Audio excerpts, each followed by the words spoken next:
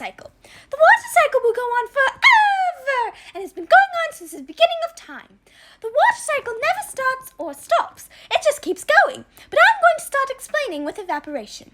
Evaporation is when the water in lakes and puddles gets heated by the sun and rises up. It's because the density of the evaporated water is less than the density of the air around it. But we'll get to that in a later video. Think of a boiling pot of water. The water gets so hot that it evaporates. The steam that you see coming from the pot is the evaporated water. It comes condensation. Condensation happens way up in the sky when the water freezes and clumps together to form clouds. You can see this happen on a water bottle.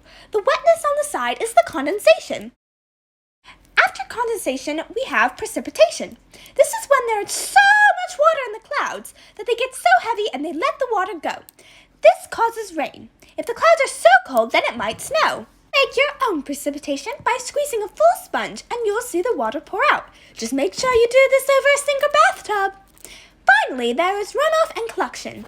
Runoff is when the water flows down a hill or a mountain and forms a puddle or joins in a lake or river. That is the collection. Then the water cycle starts all over again, starting with evaporation. Evaporation, condensation, precipitation, runoff, and collection. That's all the time I have for today. Oh, and don't forget all of the steps of the water cycle. Evaporation, condensation, precipitation, runoff, and collection. Evaporation, condensation, precipitation, runoff, and collection.